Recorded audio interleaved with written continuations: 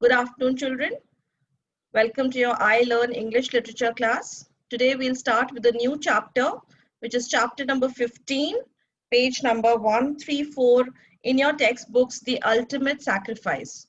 So the ultimate sacrifice is also an just a portion or an extract from the very famous novel of Charles Dickens, A Tale of Two Cities. We have already done another Charles Dickens novel, London to Dover, an extract from another very famous Charles Dickens novel, which was London to Dover. This novel, A Tale of Two Cities, is also a classic Charles Dickens novel. It is very popular till date, and this extract, which is your chapter, The Ultimate Sacrifice, has been taken from the fag end of the book. It is the extreme, you can say, the last few chapters of the book, A Tale of Two Cities. This has been taken from there. So I will tell you a little history about the book, since it is the last chapter of the book. You can say just the climax of the book. So how will you understand what went on? So this book is set in a time, at a time of French Revolution. So the French Revolution took place between 1789 to 1799. 1789 it started, and it carried on for 10 years till 1799. So what happened was, what was the French Revolution? French Revolution happened because of the people was dissatisfied with the monarchy. What is a monarchy? A monarchy is a kind of government where the king is the head. The king is the head. He has his ministers, he has his aristocrats who occupy high posts.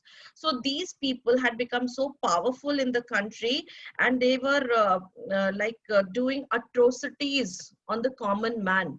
The common man was subject to atrocities at the hands of the monarchy. So the common man stood up in rebellion against this monarchy, this rule of the king. They slowly, the common people grouped together. They planned the rebellion very well, and this is what the novel begins with: how the situation was in France at that time, and why the people of France rebelled against the government. And what happened in the end was that they snatched away the government, the public, the common man snatched away the government from the monarchy, and they almost killed everybody who was associated with the government, with the king. All the high ranking officials, the aristocrats, the ministers, they used to catch hold of them, and they used to kill them. And the way of killing was also very horrific.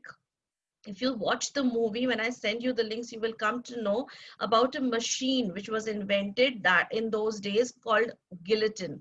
The guillotine was a machine which had very sharp blades, and a person was made to lie down with his head on a wooden slab kind of thing, and the person's head would be placed on that slab, and the machine would come down like this at a fast speed. It had blades, okay, and cut off the head of the person. So this machine was also an invention during this time, and it has been spoken of time and again in the novel. And this is what you will read also in this extract, which has been taken from A Tale of Two Cities. So the government in power in France was removed by the common man. That was called the French Revolution. And why is this novel called A Tale of Two Cities is that the main characters of this story, the main characters of this story were staying in Paris, belonged to Paris, and they had moved to England when this rebellion took place, when this revolution took place.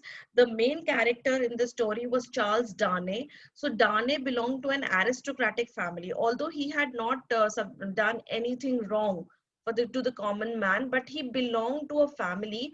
His uncle, his fathers had done atrocities on the common people, and that is why the people of France did not would not spare him also. So after his uncle, Charles Darnay's uncle, was killed by the common man, what did he do? He escaped. Okay, so Charles Darnay, after his uncle was killed, he escaped to England. So this story is this novel is set in two cities. The stories are set in two cities, Paris in France and London in England. So that is why the name of the novel is A Tale of Two Cities. So you will come to know more when we read the brief description about the story, which is given in green on your in your chapter, the first page. So I have told you that the French Revolution, it is set. The story is set during the period of the French Revolution, and the revolution was that the people, the common man, rebelled against the monarchy, the king and his ministers and his aristocracy. Now let us read A Tale of Two Cities, 1859. That means it was written, this novel was written in 1859, is a novel by Charles Dickens. Please underline, this is important, that it was a novel written by Charles Dickens, set in two cities of London and Paris. As I told you, the novel is set in two cities of London and Paris. That is why the name of the novel was A Tale of Two Cities. Before and during the French Revolution of 1789. So the date when the French Revolution started was 1789. The year when it started was 1789. And this novel is set during and before. That means before the revolt started. All the planning which went into the rebellion, all the planning and plotting, there was a lot of planning and plotting done by the common people to overthrow the king. So that period also has been covered in the novel. Before the revolution actually started, that period has also been covered in the novel. The revolution overthrew the monarchy. Now monarchy, please write down, underline monarchy. King is the head. That means a government where the king is the head of the state. Overthrew means they replaced him. The common man overthrew the king. They replaced the king. They made him leave his throne and established a republic. Republic, we all know, a republic is a kind of government where the common man, okay, where the common man is the person who is most important. During a violent period of political turmoil, turmoil means disturbance. Violent, it was a very difficult period. This period of the French Revolution, the before and after the French Revolution, the period was a very difficult period in France. It was the country was in a state of great disturbance. The whole country was in a state of great disturbance because before the revolution actually started, the monarchy, the king and the ministers used to not treat the common man well. The common man was ill-treated. People were arrested without any reason. They were not given proper money for the work they did. They were not paid well. They used to be picked up on any cause and put into prison. Almost like a situation of emergency prevailed, where nobody had the right to say anything against the government. So that was the period of political turmoil or political disturbance that was prevalent in France in those days. Monarchs and aristocrats were tried for treason. Aristocrats are people of high class, people belonging to the higher classes. Tried means they were given a trial in courts. Treason means the crime of betraying one's country. Underline treason and write down the crime of betraying one's country. The crime of betraying one's country. When you betray your own country, when you are not faithful to your own country. So these monarchs, kings, ministers, the people of high classes were tried. Tried by whom? The common man. The common man sent these people when they gathered enough strength to overthrow the king. They took all these people, they captured them from their houses, or they burnt them alive also in their houses. Some of the Charles Darnay, who was the main character of this novel, his uncle was in his house when the whole house was burned down by the common people. So this was the way the common man took revenge on the king and his government. This is how they took revenge. So they were tried for treason, means for betraying one's country, and sentenced to death during the revolution.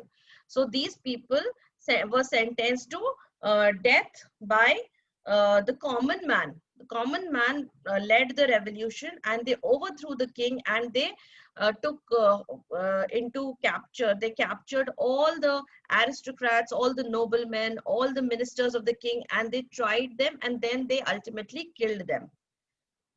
Okay. Charles Darnay, being from the French aristocratic Evermond family, was arrested while he was secretly visiting Paris from London and later condemned to death.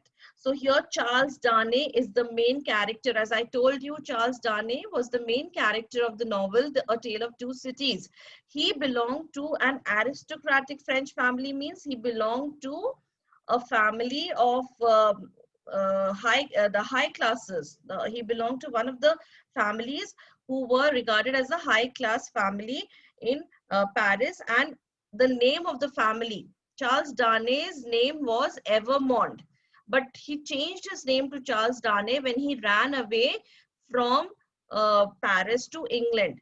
So in England, if he kept his name as Evermond, everybody would know that it is not an English name and it is a French name, and they would connect him to the family. His family was a noble family, well-known family, so he changed his name. When he went to England, when he escaped to England, he changed his name to Charles Darnay. Otherwise, his name was Charles Evermond because it was his family's name, family's surname. So he was arrested. He was arrested how? He managed to escape to England when he saw that his uncle had been killed by the common man. He managed to escape. He changed his name. Then he went to England. He got married. He settled down. He had children. But ultimately, I will tell you the reason, though it is not mentioned in your chapter. Why did he come back to Paris if he had safely escaped? He came back to Paris because one of his faithful servants had written a letter to him saying that I am going to be killed, I am in prison, and you are the only person who can save me. I have been faithful to you so far, and you are the only one who can save me from getting killed, from getting murdered. So this is why Charles Darnay came back to Paris, although he knew his own life was at risk. But he tried to save, in trying to save his faithful servant, he came back to Paris, and then he himself got arrested. Now you will understand the backstory. The backstory is that he had escaped. He went to England.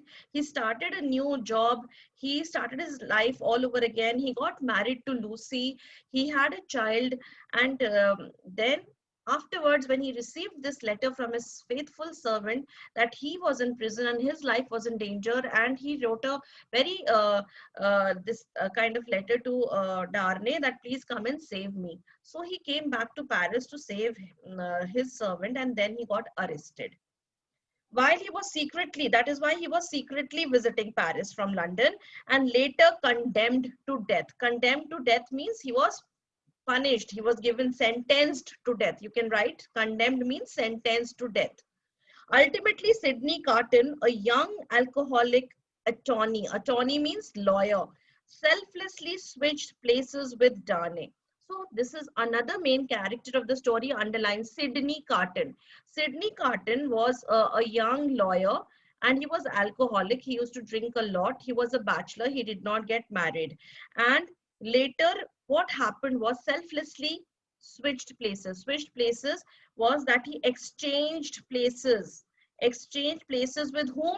With Charles Darnay in the prison. Now, I'm going to tell you the reason also because it is not mentioned here.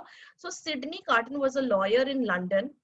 He was in love with Lucy, but Lucy liked Charles Darnay. So, Charles Darnay and Lucy get married. And Sidney Carton, since he was an alcoholic and nobody would marry him, he knew that Lucy would not marry him. But still, he had once confessed his love to Lucy. So, because of his love for Lucy, Sidney Carton agreed to sacrifice his life. So the ultimate sacrifice, the heading of this chapter comes from the sacrifice of Sidney Carton. And how could he exchange places with Charles Darnay? So in the novel, it is mentioned that Sidney Carton and Charles Darnay resembled each other. They looked alike, absolutely alike. Nobody could differentiate. Their facial features were the same. That is why when Charles Darnay was caught and he was sentenced to death, Lucy and her father, Dr. Manet, Lucy is Charles Darnay's wife, Dr. Manet is Lucy's father, and they all came to Paris to save Charles Darnay, but there was no way they could save him. He was imprisoned, he was sentenced to death. So they made this plan that Sidney Carton agreed to exchange places with Charles Darnay and die in his place. Because he loved Lucy so much, he wanted Lucy to have her husband back. That is why he made this sacrifice and exchanged places with Charles Darnay. Now you understand who Charles Darnay was and who Sidney Carton was.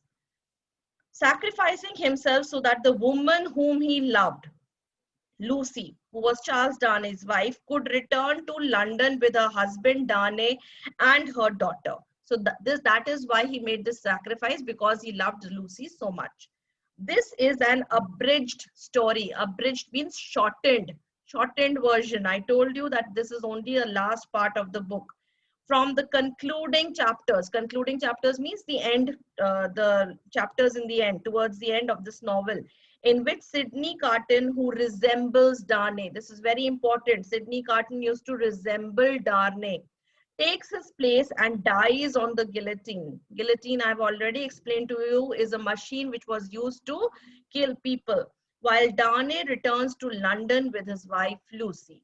So they exchange places, how they exchange places with each other, and how ultimately the sacrifice was made by Sidney Carton, and he took up the place of Charles Darnay in the prison, and he was killed in place of Charles Darnay. Sidney Carton was executed at the guillotine. Executed means killed. Okay. So let us start with the chapter. In the prison of the Conciergerie. Conciergerie is now a famous palace in Paris, but at that time it was used as a prison. Okay. So in the prison of the Conciergerie, the doomed of the day awaited their fate. Fate means luck. Doomed means the people who have been sentenced to death.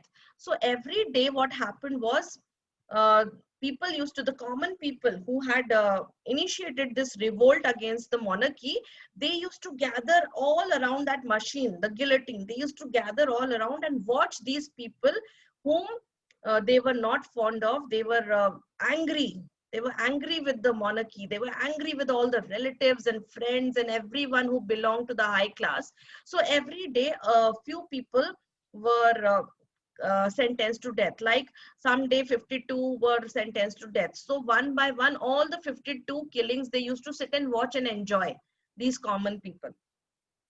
So these people in the prison of Conciergerie, the doomed of the day means the people who were sentenced to die that day were waiting for their luck. They all knew that they were going to die that day. They were in number as the weeks of the year. Weeks of the year, how many weeks in a year? 52. So that day there were 52 people who were to die at the guillotine. 52 heads were to roll that afternoon. Heads to roll means they were to die. So because the guillotine used to cut off the heads of the people from their body, that is why the 52 heads were to roll. From an aristocrat whose riches could not buy his life. So aristocrat is a person who belongs to a high class family. So from an aristocrat who was so rich but who could not save his life, the money he had was not able to save his life. Whose riches could not buy his life, to the servant girl of 20 whose poverty and obscurity could not save her. And these 52 have been described in this line. Who were the 52 people who were going to be killed? One person among them was an aristocrat. He was a rich man, but although he had a lot of money, he could not save himself today. He was about to die. And one was only a 20-year-old servant girl.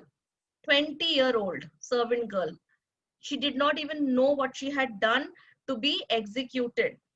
Whose poverty, she was poor. Why was she being executed? And obscurity means someone who is not so important. She was not an important person, but she was also sentenced to death that day along with Charles Darnay.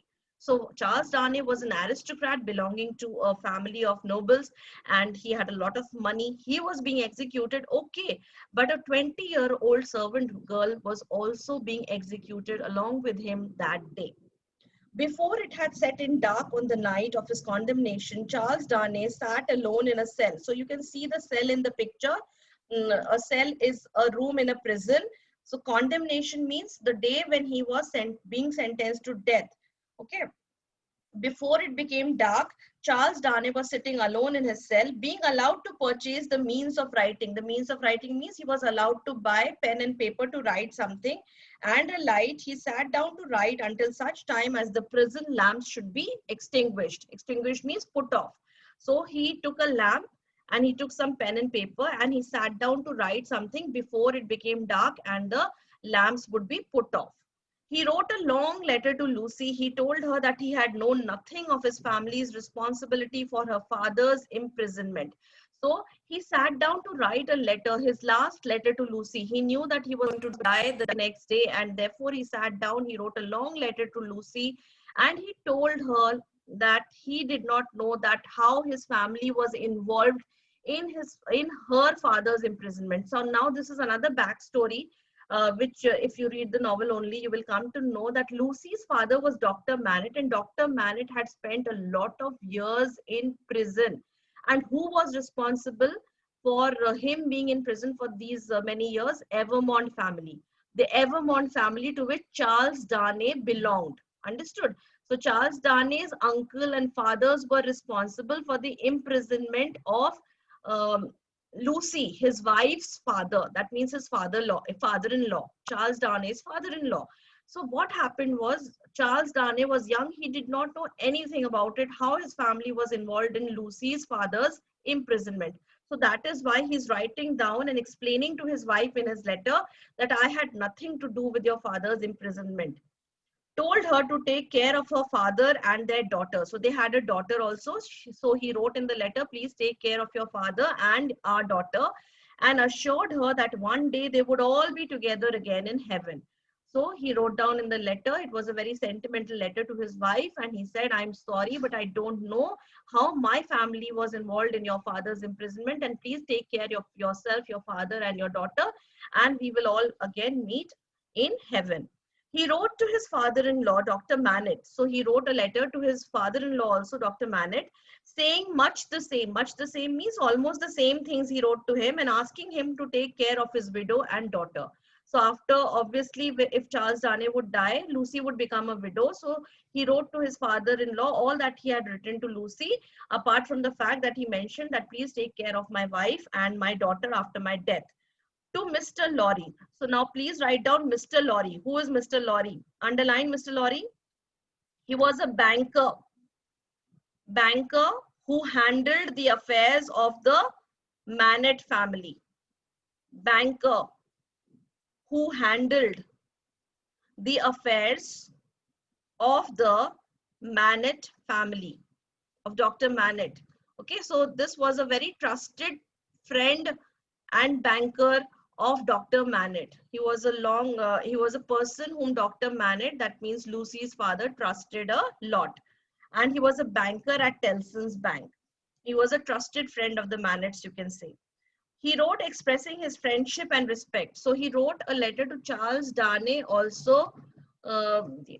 He wrote a letter to Charles Darnay also. Okay, and told him Charles Darnay wrote a letter to Mr. Lorry also and expressed that he had been a very good friend and he had a lot of respect for Mr. Lorry, and he asked him to take care of his family's affairs even after he dies. So he wrote a letter to the most trusted family friend of the Manettes, and he told him that I respect you for all that you have done for us, and please take care of my family's affairs even after my death.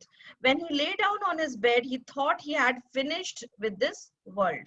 So when he, after writing all the letters to the people whom he loved and trusted, to Lucy, his wife, to Dr. Manette, his father-in-law, and to Mr. Lorry, a family friend, he wrote these letters, and then he just lay down on his bed, and he knew that his time had come and he was finished. His job in this world was over. In his sleep, he was free and happy, back in the house in Soho. Soho is in London, a place in London, with Lucy again. So now when he lay down in his bed, he was dreaming about his life in London when he used to be free and he used to stay with his family. She told him it was all a dream. So Lucy, in his dream, Lucy was telling him that it is all a dream, it is not true, that he had never been away to Paris. And Lucy told him in his dream that you had never been to Paris, all this is a lie, is a dream. He woke up in the gray of early morning. Gray of early morning means just before the sun rises, just before the sun rose. At dawn, he woke up. So at night, he was very happy. He slept peacefully because he knew that there was nothing else he could do. So he slept peacefully at night. And when he woke up in the morning, not knowing where he was, in his dream, he was there in his home, at his home in London.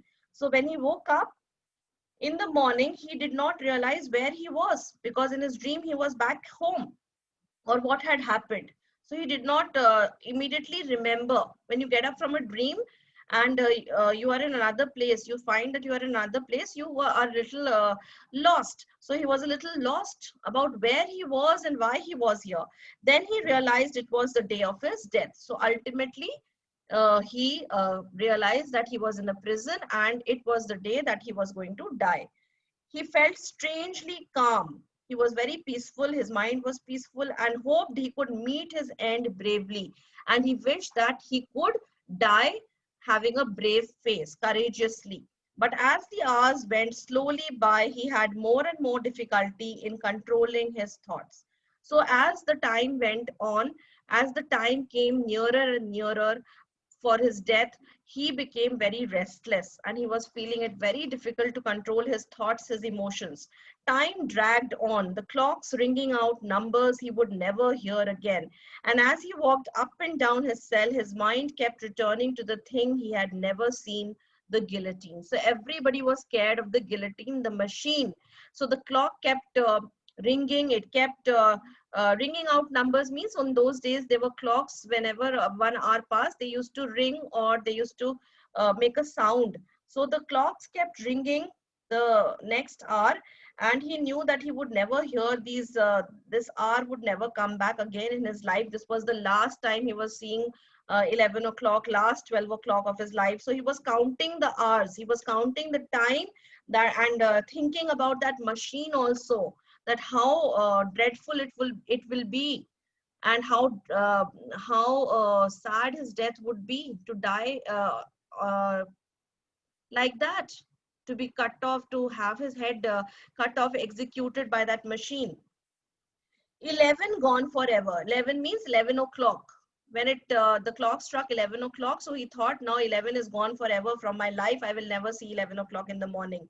12 gone forever. He knew his final hour was there. So after 12 o'clock, when the 12 o'clock was over, he knew that this was the final hour of his life. This was the time, this was the final hour when he was alive. After that, he would be no more. The clock had just struck 1 when he heard footsteps and someone obviously drunk singing in English.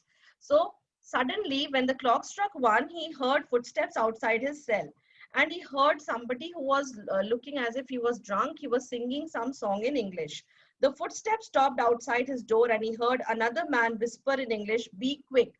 So the footsteps stopped at the door of his cell and he could hear someone telling, another voice. He could hear another voice speaking in English, because he was in France and he could hear people who had an English accent. So obviously they were from England and they were singing in English also. And the other man was whispering in English, saying in a soft voice in English to the one who was drunk and singing. He said to him, "Be quick."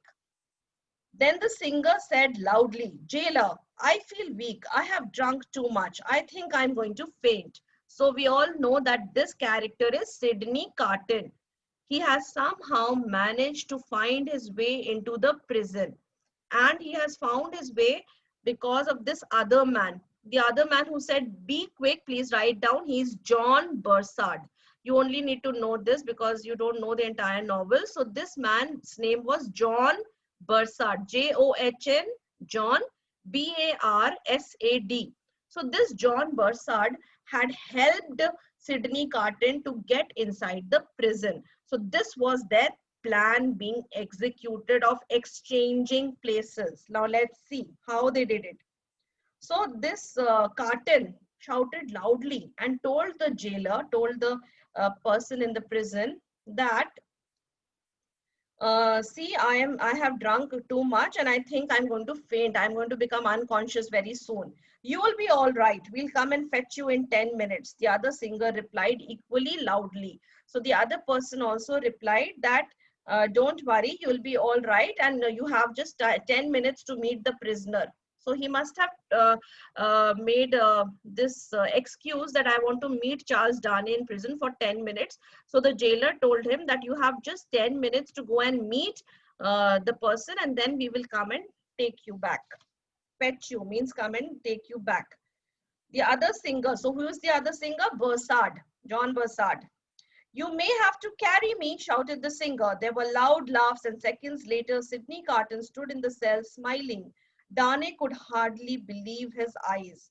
So he already had made this plan that I am very drunk and you may have to come and carry me out of the prison. I will not be able to walk 10 minutes later. So they are making a background so that the jailer thinks that when they exchange places, he thinks that this person, Sidney Carton, has actually fainted. So they are making a background for him.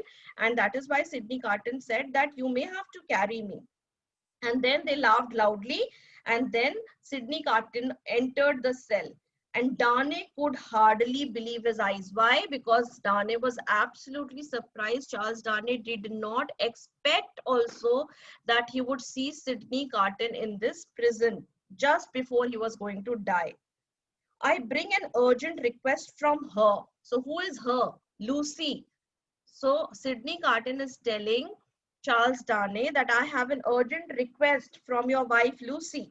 I have no time to explain why, but you must simply do what she asked. He said, I hardly have time. I cannot explain everything, but you must just do what I'm asking you to do because Lucy has asked you to do this, your wife. Take your boots off and put mine on quickly now. So he tried to exchange his clothes. So he said, your wife Lucy has said that you have to do this and you must do this. So take your boots off quickly. Carton, there is no such thing as escape from this place. So Charles Darnay said, what are you trying to do, Sidney Carton? You don't know that I cannot escape from this place. It is impossible to escape from this prison and my death. Who said anything about escape? Your boots, hurry now. She wants you to wear mine. So Sidney Carton did not want to tell him the plan because he might have refused. He might have said, no, I don't want you to make this sacrifice for me. So he just kept on saying that your wife Lucy wants you to wear my boots. So therefore, you do just what I am telling you. Don't talk to me. Who said anything about escape? That means I'm not talking about escaping from here. I just want you to wear my shoes. Hurry up. Darnay obeyed. So now Darnay put on his shoes. When he had put the boots on, they exchanged coats and hats. So after that, he asked him to exchange his coat and hat with him. Give me that ribbon you tie your hair with, said Carton. So Charles Darnay used to tie his hair with a ribbon. So he said, give me that ribbon also, which you used to tie your hair. So they exchanged their boots, their coats, their hats, and then the ribbon also he took from Darnay. This is madness, Carton, said Darnay, undoing it. Undoing what? The ribbon. He untied. Undoing means he untied the ribbon from his hair. He said, what madness? What are you doing? What ridiculous things are you asking me to do? Now, why do you want my ribbon? Now, said Carton, I want you to write something down. So after he had taken all his clothes, Darnay's clothes, now Sidney Carton told Darnay that sit down and write down. I want you to write something. Write what? Sit down and write what I say. So he just immediately screamed or ordered him, just don't ask any questions, sit down and write what I'm asking you to write. Darnay sat down, first write the date. He said, first of all, you must write down the date, said Carton, his hand holding a handkerchief. So slowly he was bringing his plan into action. So first he asked Darnay to sit down on a table and write the date. And when Darnay started writing, His hand holding a handkerchief moved slowly up behind Dane's head, and suddenly he held the handkerchief over Dane's mouth. Dane struggled before falling unconscious over the table. So he had brought a handkerchief in which there was some liquid which would make him unconscious. That is why he had already told the jailer that, look, I'm very drunk, I might faint any times and you will have to carry me back home. So because this was his plan to get Dane out of the prison, how could he send him without his maybe Charles Dane would have protested. So that is why it was necessary for them to make him unconscious. So therefore he put a handkerchief with some liquid on his nose. He came from behind, he held a handkerchief over his mouth, and then Dane was unconscious. Minutes later, tying his hair with Dane's ribbon, Carton smiled at Bursard and said in a loud voice, "Be careful how you carry my drunken friend. Leave me now." So he totally dressed up as Charles Dane. Sidney Carton wore his coat, hat, boots, and also tied his hair with his ribbon. And when the time came for the jailer to take him away, he asked Bursard, "Now take him away. See, he is so drunk that he fainted. Now carry him from here and leave me alone." "Ha, you will soon be leaving us, Evermond." So the jailer said, "You are asking us to leave from here, leave? You are asking us to leave now? You are going to soon leave us." Okay, so the jailer said, "You are going to leave this world now." Evermond. Why are they calling Charles Dane Evermond? Because that was his family name, because of which he was being killed today. Because Charles Dane had changed his name from Evermond to Darnay when he went to London. So the jailer knew his actual family name. So he said, "Evermond, you will be leaving the world soon." Bursard replied in an even louder voice. The other two jailers laughed as they picked up the unconscious Dane and carried him out. So here you must know that Bursard and Sidney Carton were the only people who knew that this person who was going out of the prison was not Sidney Carton but Charles Dane. The other two jailers did not know. So they only laughed and they picked up Darnay's body. They picked up Darnay and thought that they were taking Sidney Carton out of the prison. Carton felt a strange thrill when the door closed. So Carton had made the ultimate sacrifice for the sake of his love, Lucy. And when he found himself alone in that cell, he felt a strange kind of thrill. The key turned. The key turned means the prison door was locked and he was left alone. "Follow me, Evermond," said the jailer. So now when he was in the cell, the key turned means the door of his prison was now unlocked, because at, you remember, he had said, Charles Dane, that this was his last hour. So as soon as they exchanged places, the key turned and the jailer took Evermond out for being executed. He was being taken out of the jail to be executed at the guillotine. Carton followed the jailer along damp passages of the prison, the corridors of the prison. So Carton was now following the jailer. A clock struck 2 as he entered a large dark room.